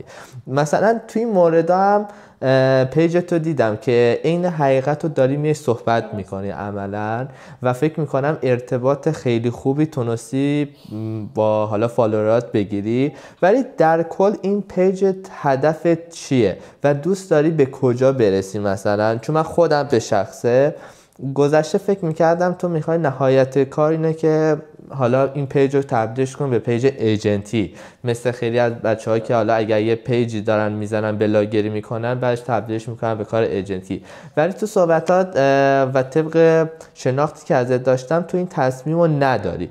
میخوای چی کار کنی به اصطلاح و میخوای هدف کلیت از این پیج چیه؟ ببین حالا شاید اینجوری نمیگم 100% به ایجنتی فکر نمیکنم، شاید یه روزی حالا بخوام بهش فکر بکنم. من بیشتر فوکسم روی اینستاگرام نیست. یعنی من کلا دوست دارم که بتونم یه روز یوتیوبم رو خیلی ببرمش بالا و اصلا کلا از این که تو یوتیوب فعالیت داشته باشم خیلی خوشم میاد. ولی کلا حس میکنم اگر برگردم ایرانم قراره پیجم بعد از اینکه حالا ایشالله آزمون ملی رو بدم، پیجم دیگه توی هیته حالا شغلم باشه. حس میکنم تو اون بخوام ادامهش بدم. یعنی دیگه به جای رسیدم که دوست ندارم پیجم رو ببندم، ادامه میدم. حتی رفتم ایران اگه تونستم ایشالله مطب خودم رو بزنم و اون موقع دیگه توی شغلم ادامهش بدم پیجم رو. درسته. تو صحبتات یه اشاره کوچیک کردی که زمانی که شروع کرده بودی مثلا یه جاهایی مسخرت میکردن، یه جاهایی بهت فشار وارد شد عملا. میخوای در موردش یه مقدار بیشتر صحبت بکنی که اصلا چی شد و چطور تونستی این مشکل رو پشت سر بذاری یه جورایی؟ کلا این موضوع آشنا و غریبه نمیشناسه دیگه. همیشه یه سری آدم حسود وجود داره که از موفقیت تو همیشه ناراحتن و میخوان که مثلا تو رو زمین بزنن. و اینکه واقعا یه جاهای کم نیارین خیلی خوبه. من یادمه که تابستون اون اوایل یه تعطیلاتی بود، رفتم بیرون، یکی از بچه‌ها اومد گفت که یکی از کلیپ‌ها تو اکسپلور اومده و ما نشستیم با بچه‌ها دور همدیگه خندیدیم، مسخرت کردیم، خیلی رک بهم گفت. من از حرفش اون برداشت منفیه رو نکردم، اون حرفه که انرژی منفیشو بر نداشتم که مسخرت کردم. خوشحال شدم که پستم رفته تو اکسپلور، خیلی خوشحال شدم. با خوشحالی زنگ زدم بابام، گفتم بابا یکی از پستام رفته اکسپلور مثلا اینجوری و اینا. بابام گفت آفرین ادامه بده، تو میتونی.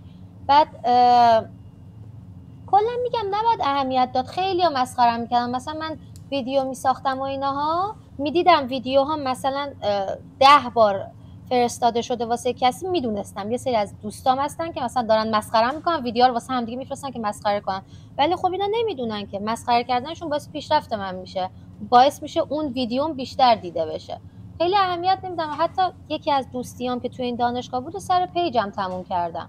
مثلا طرف میومد میگفت که آره تو هیچی نمیشی و الکی مثلا کلاس خودتو داری میاری پایین که تو دارید مثلا پس فردا دندونپزشک میشید، کلاس خودتو میاری پایین که بلاگر داری میشی. گفتم به نظر مثلا همچین چیزی نیست. آدم میتونه بهترین پزشک دنیا باشه، در کنارش ما خیلی ها رو داریم. مثلا خودم توی این استا یه خانم دکتری هست که واقعا دنبالش هم میکنم، الان جوری شده که شغلشو گذاشته کنار، بلاگر شده. اصلا بلاگری میگه من از بلاگری بیشتر درآمد دارم. حالا من درآمدی تا الان نداشتم ولی دوست دارم، یعنی علاقمه، خیلی خوشم میاد از اینکه مثلا لحظه هامو شیر بکنم با بقیه. خوشم میاد، اهمیت نمیدم به مسخره کردن بقیه.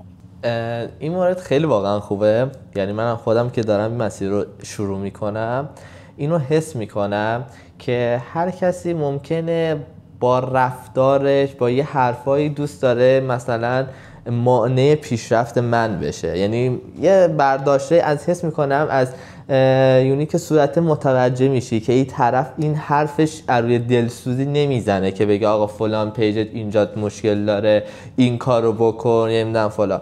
میفهمم یه جوری که از روی حسادت عمله و حس کردم برای شروع واقعا باید به اینا توجه نکرد. یعنی اگر یه فردی، یعنی من داشتم با یکی از دوستام صحبت میکرد، میگفت اگر این بخوای حساس بشی روی همه این حرفا، ذهنت اینقدر درگیر میشه که نمیتونی به هدفت برسی. یعنی یه جا واقعا گفت محمد بهت اینقدر فشار وارد میشه که خسته میشی. میبینی آقا اگر یه روزی پیج نداشته باشه انگار خیلی آرامش بهتری داری به اصطلاح. به همین خاطر به هم توصیه کرده بود که واقعا توجهی به حرف دیگرون نکن. بدون توی این مسیر میخوای بیای حرفای بیشتر از این برمیشتوی. گفت مثلا مثالی که برای من زده بود، میگه آیسان اسلامی میبینی هر لحظه داره توسط یه عده آدم تحت فشار قرار میگیره، حالا یه صحبت کوچیک میکنه و سعی میکنه اون هدفی که داره، اون هدفی که پیجشو داره مثلا بره جلو. نمیاد بگه اگر امروز به عنوان مثال تحت فشار قرار گرفتم فلان کارو نکنم، بچه‌ها مهربون نباشیم فلان کارو نکنیم. میگفت هدف تو برو جلو. یه جاهایی واقعا دیدی اینو توی اینستا زیاد دیدیم که میگه آقا چشمت بسته باشه گوشت کر باشه، برو جلو، به هیچ چیزی گوش نکن به اصطلاح. فکر میکنم این ویژگی که تو داری میتونی خیلی مراحل بیشتری بری جلو عملا. ولی هیچ اشکالی نداره به نظر من، چون خیلی برشون میاد طرف میخواد بلاگری شروع کنه، چون خیلی خودشون دوست دارن انجام بدن. و یه چیز جالب این بود که من یه بار دوربینو داشتم، یه چیز جالب من خودم واقعا داشتم به یه نفر نظرمو میگفتم که آقا فلان کار کن. به هم یه چیزی گفت، دوست صمیمی بود، گفت یه لحظه دوربین تو در میاری گوشی تو؟ گفتم در آوردم. گفت 1 دقیقه در مورد خودت توی دوربینه حرف بزن، هیچ کم قرار نیست ببینه، فقط خودتی. دیدم چقدر سخته. من متوجه شدم خیلی اگر نظر میدن باید خودشونو بزنن جای من ببینن چجوره. یعنی من اگر الان دارم توپق میزنم، اگر فلان حرفو میزنم، باید خودشونو بذارن جای من. یعنی من جلوی دوربین ممکنه یه استرس میگیرم، جمله بندیم کامل نباشه و بتونم خراب بکنم. خیلی خوبه که اگر میخوایم نظری چیزی بدیم خودمونو بذاریم جای طرف. من با خیلی دارم مصاحبه میگیرم، واقعا جلوی بعضی استرس خیلی زیاد میگم، نمیدونم چرا، و جلوی خیلی راحت خود واقعی هم دارم صحبت میکنم. این حساب یعنی این رفتارا خیلی خوبه که خودمون رو بذاریم جای کسی و خیلی نخواهیم کسی که داره پیشرفت میکنه سنگ بذاریم جلوش. یعنی هیچ سودی برای ما نداره. یعنی شما چه بلاگر بشی چه نشی کسی پیشرفت نمیکنه. من یه جور نیست پیشرفت بکنم به اصطلاح. قبول داری؟ یه چیزی هم خواستم بهت بگم. حالا ماهایی که پیج داریم و دیگه به هر حال مهاجرت کردیم، اونم چینی که دیگه الان همه میدونن دانشجو اجازه کار ندارن، یه چیزی که خیلی بهمون دایرکت میدن و مطمئنم 99% بچه هایی که حالا بلاگرن یا چینن اینو شنیدن. نه چین، همه جا که مهاجرت کردن، تو با پول بابات اومدی، تهش هم دکتر میشی، فقط هم اونجا داری اشغال میکنی. من داشتم این دایرکت رو اتفاقا 2 روز پیش از یکی گرفتم و با خودم مثلا داشتم میگفتم چرا مثلا اینقدر با آدم مثلا بد صحبت میکنن، آدم رو ناامید میکنن. من خیلی جا مثلا همش اینجوری هم که خب الان مگه مثلا جای تو رو تعیین کردم، اصلا کلا نباید به این حرفا گوش کرد، چون کسی نمیاد ببینه که ماها چقدر سختی کشیدیم، چقدر مثلا چه روزهای دلتنگی کشیدیم، چه روزهای شب تا صبح درس خوندیم، چه روزهای مثلا از خونه، از مدرسه، از دانشگاه اومدیم و غذا نداشتیم که واقعا بخوریم و با اون خستگی و غذا خودمون درست میکردیم، خودمون بعد کار خودمون رو انجام میدادیم. و یه مثالی که هست میگه که من بلیتشو دارم ولی تا وقتی که خودم نخوام که هواپیما بلند نمیشه. من تلاش کردم که اون هواپیما بلند شده. پس ما نباید اصلا به انرژی منفیات، چیزایی که بقیه یه مشت حسود میگن اصلا اهمیت بدیم. باید ادامه بدیم. آره ما هممون پدرامون خانواده‌مون دارن حمایتمون میکنن، پس ما باید تلاش بکنیم درس بخونیم، به حرفای منفی و چیزایی که بقیه میگن اصلا اهمیت ندیم تا بتونیم حداقل زحمت‌های خانواده رو جبران بکنیم. حتی من یه نظری دارم همیشه. خب من از روز اول یه فردی نبودم که مثلا حسادت نکنم. به نظرم هر کدوم از ماها یه برهه‌ای ممکنه توی حالا کودکی بوده، یه زمانی به یه نفر به یه چیزی حسادت کردیم به اصطلاح. ولی من بهش فکر کردم وقتی حسادت میکنم شاید حالا ممکنه برای چند دقیقه خودم آروم شده باشم، ولی بعد از اون متوجه میشم یه انرژی منفی میاد سمتم. در ازای اونم بوده به یه نفر همینطور حس خوب دادم، چقدر خوبه پیج داری، چقدر خوبه من دارم اطلاعات مفیدی از پیجت میگیرم، چقدر پیجت خوب داره پیش میره. مثلا واقعا اگر این کارو بکنم میبینن یه حس خیلی خوبی به خودشون منتقل میشه به اصطلاح. حالا حتما در مورد پیج نیست، کلا این یه چیزی بود که توی سبک زندگی اگر آدما حس خوب به همدیگه بدن واقعا اون حس برمیگرده. بگذاریم از این مورد. به نظر توی کشور چین به مشکلی خوردی که مثلا حالا، چون من اینو میگم چون خودم جدیدن این مشکل رو پیش اومده برام، یعنی شاید فکرشم نمی کردم از این بابت، ولی به یه مشکلی خوردم که مجبور شدم مثلا برم شکایت کنم ای فرد چینی. اینم میگم چرا، چون واقعا چینی‌ها خیلی مهربونن. یعنی من میتونم بگم 99%شون مهربونن و واقعا دلسوزن، یعنی کمکت میکنن. یعنی خیلیشون میتونن مثل خواهر برادر خودت باشن. یعنی یه جاهایی نمیخوام اینو بگم ولی یه جاهایی واقعا از خیلی از ایرانی‌ها بیشتر بهم کمک کردن چینی‌ها. ولی به یه مشکل خوردم مجبور شدم شکایت کنم ای فرد چینی. تا حالا تو مشکلی بعد پیش اومده یا نه؟ مشکل برام پیش اومده. یه بارش که من یه تایمی میخواستم موبایلم رو عوض بکنم و چون که حالا پارت نامبرایی که نمایندگی اپل میفروشه CH، بعد CH وایس کال نداره. من چون بیشتر با خانواده‌ام وایس کال صحبت میکنم، ویدیو کال صحبت نمیکنم، نیاز داشتم که مثلا موبایل حتما وایس کال داشته باشه. بچه‌ها به من آدرس یه جایی رو دادن، یه زیرزمینی بود نسبتا بالا شهر دالیانم بود و من رفتم یه بار ویچت یه آقایی رو گرفتم، قرار شد که برام یه موبایل بیاره که من برم ببینم. چند روز بعدش گفت موبایل اوکی بیا ببین. بعد من گفتم میخوام بدون خط و خش و همه چی باشه. رفتیم که این موبایل رو ببینیم. بعد ببین دوربینش ضربه دیده بود، پر خط و خش بود. من خیلی عادی مثلا این اون موبایل است اینجوری گفتم آقا من اینو نمیخوام، خدمت شما من برم دیگه، خدا نگهدار. یهو مچ دست منو گرفت که کجا میری، داد میزد سر من. ببین من تو کل زندگیم تا حالا کسی اینجوری سرم داد نزده بود. و گفتم که مگه من چیکار کردم؟ گفت بازدید موبایل حس میکنم 50 یوان 30 یوان چیز تو مایا. گفت بعد مثلا 50 یوان بدی. گفتم که به خاطر دیدن موبایل 50 یوان بعد بدم؟ گفت چون تو اومدی مثلا وقت منو گرفتی. و گفتم تو وظیفت اینه و فکر نکن چون زبون بلد نیستم میتونی هم داد بزنی. من دیگه رفتم، یارو میدوید دنبال من با یه چیز مثلا چوب تور که دستش بود که فقط منو بزنه. من اصلا انقدر ترسیده بودم دیگه، واقعا دیدم کاری از دست من بر نمیاد، زنگ زدم پلیس و توی اون مورد خیلی مشکلم حل نشد. تنها چیزی که پلیس بهم گفت که ما در تلاشیم که زبون انگلیسی یاد بگیریم تا بتونیم به شما خیلی کمک بکنیم. و یه موضوع دیگه ای که برام افتاد که اونجا خیلی پلیس بهم کمک کرد این بود که من یه بار رفته بودم این کبابیا که ترکن، بهش میگن به اصطلاح شینجیانی که بچهای چین میشناسن دیگه، و یه آقایی با هم صحبت میکرد اونجا. حالا من خیلی متوجه نمیشدم، ایشون ویچت منو گرفتن که راحت تر با هم صحبت بکنیم و من متوجه نشدم، ولی بعداً داستان این بود که از من خوششون اومده بود و یه مدت هر بار از در خونه می اومدم بیرون نمیدونم چه جوری، اصلا تو اون مجتمع 1000 تا خونه بود، چه جوری طبقه خونه منو پیدا کردن، اصلا من کجا زندگی میکنم، همه اینا رو پیدا کرده بودم. من یکم ترسیده بودم.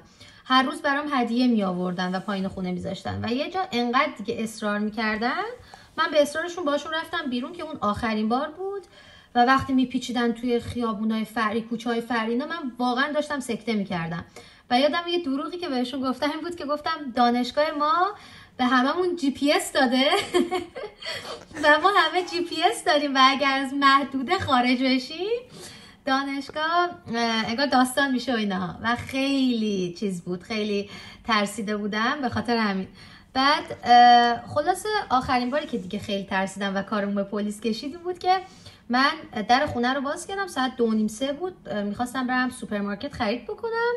دیدم که این آقا، حالا نمیدونم درسته یا نه، گفتنش مست جلوی در خونه و من خیلی ترسیدم که بهم حمله بکنن. دیگه رفتم اداره پلیس و واقعا پلیس خیلی بهم کمک کرد و حتی پلیس شماره‌شو بهم داد، گفت هر ساعتی نیاز به کمک من داشتی، نه اینکه ویچت، شماره‌شو بهم داد که کاری که واقعا خیلی از پلیسا انجام نمیدن. شماره‌شو داد، گفت هر ساعتی نیاز به کمک داشتی فقط بهم زنگ بزن، من بهت کمک میکنم. و واقعا خیلی تجربه بدی بود ولی خدا رو شکر پلیس خیلی بهم کمک کرد. چه جالب. و خدا رو شکر که مشکل حل شد. و یه چیز جالب که با همون این موضوع پلیسا، خیلی از پلیسا با اینکه چینی بلد نیستن ولی با اینکه انگلیسی بلد نیستن، چینی که حالا بلدن، با اینکه انگلیسی بلد نیستن ولی سعی میکنن هر جوری شده با هر اپلیکیشنی شده باهات ارتباط بگیرن به اصطلاح. یعنی من دقت کردم، حالا بحث پلیس هم بذاریم کنار، حتی دوستای چینیمون اگر یه مشکلی میخوریم، حالا توی خیابون هم من بوده بارها که مثلا چون موتورمون برقیه، باتریمون مثلا تموم شده، شارژمون تموم شده، یه چینی قصد داشته کمکمون بکنه با اینکه انگلیسی بلد نبوده، ولی سعی کرده با یه اپلیکیشنی، با یه چیزی بتونیم ارتباط بگیریم به اصطلاح. یه جا از صحبتات گفتی که مادر چند ماه پیش اومده به اصطلاح چین. میخوام به نظرم در این مورد صحبت بکنیم، چون خیلی بچه‌ها حالا دوست دارن حالا خانوادهشون، پدر مادر یک بیاد مثلا پیششون. یه پروسه‌ای داره که بعضیا نمیدونن تو این مورد. به نظرم سختم نیست، عملا کار خیلی اونچنان سختی نباشه. به نظرت باید کلا چه کار بکنیم، مراحلش رو یکم شفافتر برای بچه‌ها توضیح بدیم، ممنونت میشه. ببین، دو راه حل داره. یکی این که شما یه نامه دستنویس بنویسید و تو نامه توضیح بدین که آقا من غزل شاهرخم، به این شماره پاسپورت، به این شماره مثلا به این تاریخ تولد میخوام دعوت بکنم از مادرم به این اسم، به این مثلا شماره پاسپورت، تمام اطلاعات دقیق که بیان پیش من و شما باید یک دلیلی داخل اون نامه بیارین. ببین ریجکتی نداریم، کلا خیلی کم اصلا ریجکت بشی، ولی یه دلیلی مثلا بیار. من اون زمان تصادف کرده بودم با موتورم و رباط پام آسیب دیده بود و واقعا نمیتونستم مثلا تکون بخورم. دلیلی که تو نامه آوردم این بود که من رباط پام آسیب دیده، انجام دادن کار روزمرم خیلی برام سخت شده و میخوام مامانم بیان پیشم و باید حتما توی اون نامه ذکر بشه، حتما که مادر من که میان چین تموم هزینه هاشون به عهده من غزل شاهرخ، یعنی اگه اینو ننویسن ریجکت میشن. و از اون طرف آدرس دقیق خونه، محل سکونت، یعنی بعد بگی آقا مثلا من این خونمه و بعد نامه ریجستریشنی که از پلیس میگیرینم به سفارت بدین که سفارت مثلا ببینه که شما حتما چیز دارین، خونه دارین و اینم آدرس خونتونه. و دیگه باید تایمی که میان مثلا از بازه فلان تا بازه فلان هم حتما توی اون نامه ذکر بشه. بعد یه دلیلی، مثلا یکی از بچه‌ها مادرشون پرستار بود، توی اون نامه ذکر کرده بودن که من مادرم چون شاغل هست فقط 1 ماه میتونه بمونه و باید برگرده. منم چون پدرم اون دور مریض بودن، دلیلی که آوردیم این بود که چون پدرم مریض هستن، مامانم باید به پدرم هم مثلا رسیدگی بکنن، کم میان به من سر میزنن، سری برمیگردن. و اینها رو هم نوشته بودیم. و این از اون موضوع. یا هم این که میتونی شما از دانشگاه یه نامه بگیری، نامه دعوتنامه، ولی اون نامه دست نویسه خیلی بهتره. تاریخ هم باید تاریخ همون روز باشه، اگه تاریخ اشتباه باشه قبول نمیکنن. من حواسم نبوده، تاریخ رو اشتباه نوشته بودم، به مامانم گفتم برو نوبت بعد از ظهر بیا. دیگه خلاصه قیمتش هم $75 اگه اشتباه نکنم. دیگه باید اون برگه 12 صفحه‌ای سفارت رو که همه ماها هم پر کردیم و پر بکنن. یه برگه بود که پر میکردیم. بعد دیگه از من که دعوت کردم، صفحه اول پاسپورتم، صفحه اول مثلا شناسنامه‌ام حتی باید ببرن و مادرم هم همینجور چیزا. و این برای خانواده درجه 1، یعنی فکر میکنم مادر و پدر، خواهر و برادر، مثلا اگه شما بخواید برای یکی دیگه این کارا بکنیم دیگه بعد ویزای توریستی براشون بگیریم. و خیلی هم زود اکسپت شدن، 3 روزه. و جالب اینه که دقیقا وقتی ویزاشون اومد جنگ شد. من مامانم صبح پرواز داشتن، شانس من واقعا صبح پرواز داشتن، یعنی داشتن میرفتن تو فرودگاه جنگ شد، گفتن دیگه هواپیما نمیپره. انقدر به من سخت گذشت، ولی خب بجاش 2 برابر 3 برابر فکر کنم هزینه کردیم. مامانم حدوداً 2 هفته بعدش با پرواز ماهان اومدن، همه چی هم اوکی بود. بعد اگه ثبت میکردن آخه ویزاشون باطل میشد، بعد دوباره این پروسه بعد انجام میشد. ولی کلا پروسه راحتیه، خیلی راحت ویزا میدن.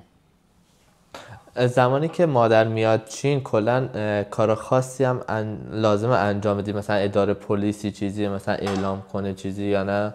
ببین ویزایی که من کاری داره، کار اداری یا نه؟ آره متوجهم. ببین من ویزایی که برای مامانم گرفتم ویزای 1 ماهه بود که خب به خاطری که نتونستن، جنگم شده بود نتونستن بیان، یه مقدارش گذشته بود. اگر میخواستم بیشتر بمونن آره کارهای اداری داشت. بعد تو چین میبردمشون فیزیکال اگزامینیشن، اون یه سری آزمایشا میدادن. بعد باید از سفارت ایران که توی پکنه یه نامه نسبیت بگیرن که یعنی ثابت بشه من و مادرم فرزند و مثلا مادر فرزندیم، که این نامه فکر میکنم 160 یوان بود که من گرفتم و میفرستن تلفنی، همه چی اوکی، زنگ میزنین براتون اوکیش میکنن، یه سری چیزا رو تو ویچت میفرستین اوکیش میکنن، نامه نسبیت رو براتون میفرستن. و بعدش میرین توی حالا اداره ویزا حضوری با فیزیکال اگزامینیشن و برگه ریجستر خونه. یعنی بعد مامان من مثلا بعد میرفتن تو اداره پلیس ریجستر میکردن که کجا اقامت دارن تو این چند وقت. همه اینا رو میدادیم و انجام میشد و براشون میتونستم 3 ماه تمدید بکنم. پس 3 ماه میتونن بمونن، مشکلی نداره؟ آره نه مشکلی نیست. فکر میکنم پروسه خیلی سختی نباشه، خیلی راحته از این بابت. آره. خب دالیان الان اجاره خونه هاش خیلی گرونه نسبت به خوابگاه. ببین من چند وقت پیش کلیپ دیدم توی دانشگاه پکن، خیلی اونجا گرونتر. یعنی اگه بخوایم مقایسه بکنیم با شهرهای دیگه، نه خیلی دالیان به صرفه تره. مثلا من خونه خودم 82 متر، ببین امکاناتش فوله، هر چی که فکر کنی یه خونه باید داشته باشه این خونه داره و ما 1500 تا دارم میدم. ولی مثلا خونه های چسبیده به دانشگاه آره یکم گرونتره. خوابگاه دانشگاه فکر میکنم اگه اشتباه نکنم خوابگاهی که هم اتاقی داری 1000 تاه. خب شما چرا 1000 تا باید به خوابگاهی بدی که هیچ امکاناتی نداره، نه یخچال داره نه ماشین لباسشویی داره، هیچ امکاناتی نداره دیگه. خب همون 500 تا بیشتر میتونی خونه بگیره. حتی خونه های استودیو وجود داره که میتونی با خونه استودیو رو با 1200 مثلا بگیری. یعنی به نظر من بهتره. ولی خب اگه یه سری شرایطشو ندارن و خوابگاه براشون بهتره، خوابگاه هم جای خوبیه. اونقدر مثلا بد نیست. فقط من از این لحاظ میگم خوابگاه خوب نیست چون که امکاناتی نداره و به نسبت امکاناتش پول زیادی داره میگیره. تو تجربه زندگی توی خوابگاه هم داشتی درسته؟ بله 3 ماه فقط و واقعا اذیت شدم. اونم فقط به خاطر هم اتاقی که داشتم. خیلی اوایل با یه کسی هم اتاقی بودم، خیلی اذیت شدم. بعدش با یه نفر دیگه هم اتاقی شدم که الان یکی از بهترین دوستامه، هنوزم باش در ارتباطم. ولی از جایی به بعد دیگه واقعا سختم بود زندگی خوابگاهی. دیگه بعد 3 ماه خونه گرفتم. درسته. پس خیلی اونچنان فرقی بین خوابگاه و خونه نمیکنه از لحاظ قیمتی. یعنی یه 100 تا 200 تا بذاره میتونه یه خونه با تمام امکانات بتونه پیدا کنه. الان تقریبا 1000 استودیو. آره الان خونه تقریبا 1500 یوانی تک خوابه درسته؟ آره خونه من تک خوابه. من قبل از اینجا یه خونه دیگه داشتم 2 خواب 1500 میدادن. ولی یه چیز جالب به بچه‌هام بگم، یه قانونی تو چین هست که گرمایش خونه به عهده صاحب خونه است و اگر صاحب خونه گرمایش خونه به تو نده تو میتونی ازش شکایت بکنی. و من خونه قبلیم برای گرمایش 2800 تا زمستون پرداخت میکردم و خونم واقعا مثل سیبری بود و اعتراض که میکردم صاحب خونم میگفت همینه و من اون سرما رو نمیتونستم تحمل بکنم که خونم رو عوض کردم وگرنه اون خونه خیلی خونه خوبی بود. 2 خواب تازه 1500. یعنی میشه پیدا کرد. ولی الان چون دانشجو زیاد شده این دیگه قانونه دیگه، وقتی متقاضی میره بالا قیمت بیشتر میشه. الان اینجوری شده مثلا خونه ها قیمتش زیاد شده. درسته دقیقا. فقط هزینه زندگی برای فردی، فکر کن یه خانواده داره این ویدیو میبینه میخواد ببینه فرزندش توی شهر دالیان توی سختی نباشه، تو فشار نباشه، تقریبا چقدر ماهانه؟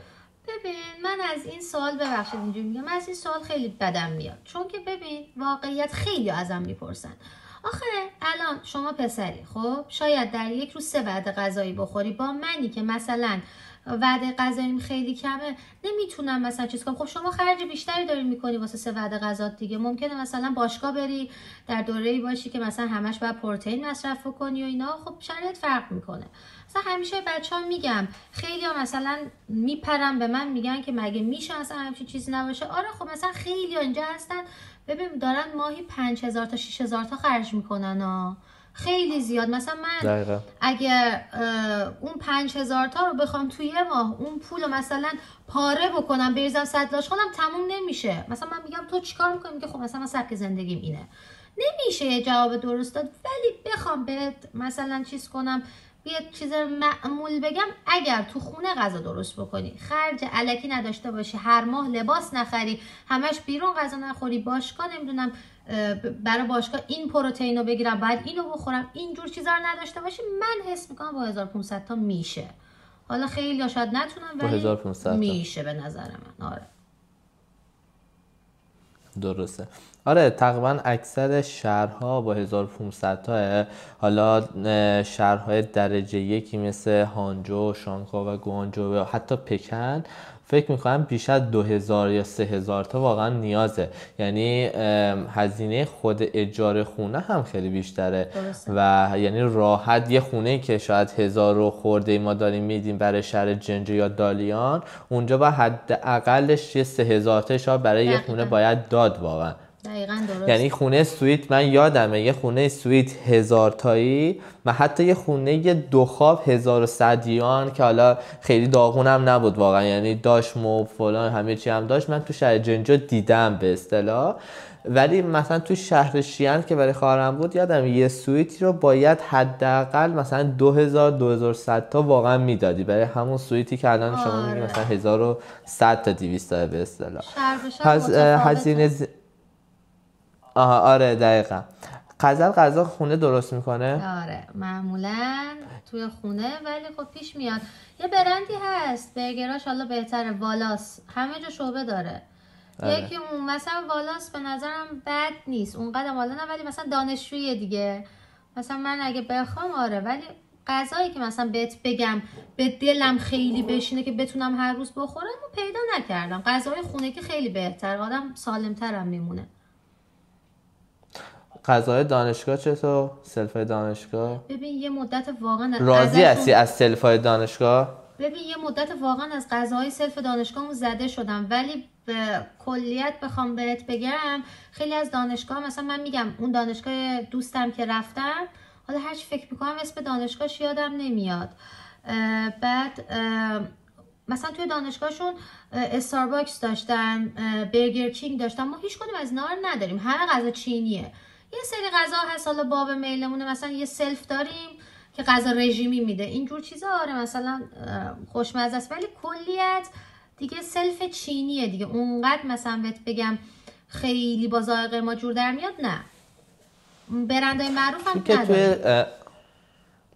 چون توی شهر جنجو بهتون گفتم که 2 تا دانشگاه داره، دانشگاه اولی که 3 سال اول هستیم یه دانشگاه خیلی بزرگه و واقعا تمام بچه‌ها میتونم بگم از سلف دانشگاه راضی هستن، حالا چه لحاظ قیمتی و چه لحاظ حالا چون تنوع خیلی زیادی داره از این بابت. و یه چیزی که جالبه مثلا حلال و غیر حلال هم مشخص کردن، مثلا این سلف حلاله، دقیقاً اینجوریه. من که واقعا توی شهر جنجو با اینکه مثلا الان وارد اون دانشگاه دیگری شدیم ولی دلتنگ غذاهایی که تو سلف دانشگاه بوده میشیم واقعا. ما خود بچهای ایرانی که الان اومدیم توی قسمت حالا اسمش اولد کمپس واقعا اینجوریه. آره. یه پرانتز کوچولو باز بکنم ببخشید، من اون دانشگاهی که همه داشتم دربارش صحبت میکردم دانشگاه جیلینه، یهو اسمش یادم اومد، میگم من دانشگاه جیلین که رفتم فقط هم پزشکی داره و میگم توی اصلا ببین سلفشون یه جای عجیب غریب بود، اصلا واقعا واسه خودش دنیایی بود، سلفشون خیلی خفن بود. حالا اگر تونستی مثلا بزن یا اگه دوستی داشتی بزن بهش بگو برات بفرسته نگاه بکن یا بزن توی گوگل و جایی برات بیاره، خیلی دانشگاهشون خفنه حتما. و شهریه‌اش هم خیلی کمه حتما. و میگم اونقدر خفن نیست سلف ما، ولی اون داستان حلال رو مثلا جدا میکنن، اصلا ما کلا یه سلف جدا داریم، سلف حلال، غذاش بد نیست. توی زمانی که داشتی صحبت میکردی در مورد رفته بودی گوشی بگیری و گفتی حالا یه بحثی پیش اومد و عملا میخواستم این برام سوال پیش اومد، کلا غزل آدمیه که زود عصبانی میشه یا نه؟ ببین نمیتونم دروغ بگم، واقعا نمیتونم، چون اگه دوستان ببینن بس فردا میاد دیگه آره من خیلی زود عصبانی میشم، خیلی جا هم ضربه‌شو دیدم، از این آدمام که عصبانی میشه در ثانیه و مثلا 1-2 دقیقه بعدش آروم میشه اونجوریه، ولی آره خیلی زود عصبانی میشه. پس آدم از خیلی زود به اصطلاح ما خودمون میگیم زود اکوره در میره به اصطلاح. غزل چه ویژگی داره که دوست داره مثلا همیشه با این ویژگی بشناسنش؟ ببین حالا نمیدونم، حالا فکر میکنم بقیه هم این نظر داشته باشم، من خیلی مهربونم، یعنی خیلی وقتا هم این واقعا چوبشو خوردم و که مثلا محبت کردم و بقیه عکسشو دیدم، من خیلی مهربونم، خیلی جا مامانم میگه مثلا این مهربونیت واقعا یه کار دستت میده، ولی کلا خیلی مهربونم و توی برخورد اول که مثلا کسی ببینه میگه خیلی انرژی مثبتی، خیلی بقیه رو میخندونم، خیلی شوخم. حالا چیزی که بقیه بهم گفتن این بوده. پس خودش دوست داره و یه چیزی هم که خودش هم باور داره اینه که مهربونه، درسته؟ حالا ایشالله که همین باشه، ولی طبق چیزی که بقیه بهم تا الان گفتن که این بوده. دقیقا همینطوره. یه چیزی که دوستم بپرسم الان، حالا من خودم چون که سال 5 پزشکی میخونم، الان اکثر بچه ها دغدغه‌شون اینه که خب حالا ما تقریبا 4 سال تموم شده و درس‌ها رو خوندیم، الان دیگه تقریبا وارد بیمارستان میخوایم بشیم و خب درسته 3 ترممون هم آنلاین بوده و واقعا میتونم بگم توی این آنلاین ما هیچ چیزی درس نخوندیم با اینکه نمره خیلی خوبی گرفتیم، ولی خب میدونیم همش اکثرا با تقلب بوده. حالا میگم 99% که به کسی بر نخوره. الان همه دغدغه‌شون اینه که خب الان بعد از اینکه دانشگاه تموم شد چی کار کنیم. خیلی ها میدونم دوست ندارن برن ایران، حالا طبق دوستایی که من دارم و صحبتایی که باشون میکنم، یعنی همه دوست داریم حالا شده توی کشور چین تخصص بخونیم، حالا با اون بخشنامه جدیدی هم که وزارت بهداشت داده عملا این تخصص خوندن داخل کشور چین یه مقدار بی‌معنی میشه، یعنی یه کمی یک سال یا نهایت 2 سال آدم رو عقب‌تر میندازه نسبت به بخشنامه قبلترش که اگر بود خیلی بهتر بود. حالا اگر نمیدونین رو هم با هم صحبت میکنیم. میخوام بگم همه الان دغدغه‌شون اینه که خب تخصص رو چی کار کنیم. میخوام بدونم غزل که الان سال 4مشه چه برنامه‌ای داره کلاً و چه تصمیمی گرفته؟ ببین اگه بخوام باهات رک باشم، من قبلش مثلا خیلی فکر میکردم که خب من خیلی به کانادا اینا فکر میکردم و دوست داشتم مثلا برم اونجا. تحقیق که کردم کانادا واقعا یه اندوخته مالی زیادی میخواد و من دوست دارم مقصد بعدیم، تحصیل بعدیم جوری باشه که دیگه خودم از مثلا پسش بردارم، دیگه پدرم روشون فشاری نباشه، یعنی 0 تا 100 هزینه هاش پای خودم باشه. یعنی دوست داشتم که مثلا همیشه اینجوری باشه. و پدرم همیشه بهم میگه نه تخصص خوندن خیلی خوبه، تو چین میشه خود. یکی از دوستای نزدیکمم که تو کار ایجنتی هستن و اینا خیلی بهم میگه که تو اصلا کارت نباشه، من تخصص رو برات تو چین اوکی میکنم. ولی میدونیم به جایی رسیدم که دیگه دلم میخواد برگردم کشور خودم و الان چیزی که توی ذهن خودمه، یعنی واقعا دیگه خسته شدم از زندگی مجردی. الان چیزی که تو ذهن خودمه، دوست دارم که درسم از اینجا تموم شد برم ایران، آزمون ملی بدم، کار بکنم و بعدش چند سال بعد اقدام بکنم یه کشور دیگه. حالا چینم خیلی کشور خوبیه ها، ولی یعنی برم یه کشور دیگه که دیگه اصلا بر نگردم، یعنی کلا دیگه اونجا زندگی بکنم. چون من چینو واسه زندگی دائم اصلا انتخابش نکرده بودم. چرا؟ چون اصلا 100 سالم زندگی کنی تو اینجا خارجی محسوب میشی، نمیتونی اقامت بگیری، همچین چیزی وجود نداره. یعنی من دوست دارم برم یه کشوری که بعدش بتونم اقامت اونجا رو بگیرم، پاس اونجا رو بگیرم. پس غزل تصمیم داره پایان تحصیل داخل کشور چین برای یه جورایی داره خودش رو آماده میکنه برای آزمون ملی. آره، درسته؟ آره انشالله اگه خدا بخواد که بتونیم پاسش کنیم. الان خیلی از بچه ها در مورد طبق بخشنامه که اشاره کردم بهش، یه جورایی اگر بچه ها تخصصا بخونن و برن ایران، اول باید پروسه پزشکی عمومیشون رو به اصطلاح تایید کنن، بعدش برن تخصص تایید کنن. ولی بخشنامه قبلا اینجوری بود که اگر شما تخصص توی دانشگاه مورد تایید میخوندی، میومدی اینجا، میومدی ایران، همون آزمون تخصص رو میدادی و اون پزشکی عمومی هم تایید بود در شکم همین قسمت. ولی الان من خیلی اولا خواهرم چون 2019 بود و پروسه تخصصش رو متوجه شدم که الان واقعا خیلی قرار ایران رو انتخاب بکنن، براشون بهتره. چون که الان هر کشوری که بخوایم در نظر بگیریم باید زبون اون کشور رو هم بخونیم و الان ما بچه‌هایی که تو چین هستیم به نظرم این زبان چینی رو که پشت سر گذاشتیم حالا دنبال یه زبان دیگه نمیریم یه جوره، چون اینقدر این زبان چینی سخت بود به اصطلاح. به نظر مقصد هممون یا خیلی هامون احتمالاً به اصطلاح ایران باشه. زبان چینی رو چیکار کردی؟ چجور اومدی؟ چطور با این کنار اومدی؟ ببین من سختی عملاً سخت این زبان دنیا. آره درسته، ولی من قبل از اینکه اصلا بیام چین مدرک HSK 2 رو گرفته بودم. تو تهران مدرک 2 رو گرفتم و ببین خیلی میخوندم اصلا اینجوری نبودم که بهت بگم اصلا نخوندم و فقط رفتم یه نمره لب مرزی بگیرم. واقعا درس میخوندم بابتش و اون ذوق و شوقم داشتم که دارم به زبون جدید یاد میگیرم و خوندم و رفتم HSK 2 رو دادم و دیگه اومدیم چین و بعد واقعا یه مدت اصلا انقدر استفاده نمی کردم و در حد مثلا هی هرچی میخواست سفارش بدیم جگا جگا جگا دیگه اصلا کلا یادم رفته بود اون چیزایی که تو HSK 2 بود. بعد دانشگاه شما همین قانونو گذاشت، یهو اومد گفت که نمیشه مثل آب خوردن وارد اینترنشیپ بشی. شما قبل از اینکه وارد اینترنشیپ بشی باید HSK 4 تو بگیری و به من تحویل بدی و این بشه مجوز ورودت به اینترنشیپ. و الان دیگه من تقریبا HSK 3 رو دارم تموم میکنم که وارد HSK 4 بشم که اگر خدا بخواد تا دی قرار بیام ایران. بعدش که از ایران برگشتم حالا بیام دیگه امتحانش رو توی چین بدم. باید بگیرمش، وگرنه اینم بگم به بچه ها اگر نگیرید 6 ماه میافتید عقب و توی این 6 ماه باید یه هزینه اضافه به دانشگاه بدین، حالا نمیدونم چقدر، و جدا از هزینه اضافه پول خورد و خوراک و اجاره خونه و اینا همه هست. و بعضی از بچه‌ها چیکار کردن؟ برگشتن ایران که این 6 ماه بگذره دوباره برگردن امتحان بدن.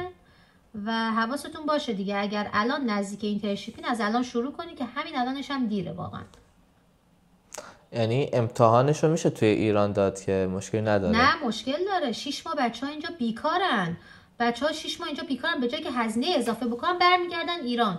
تو اون 6 ماه توی ایران درسشون رو میخونن، برمیگردن تو چین امتحانش رو میدن. امتحانش باید مدرک چین رو بگیره.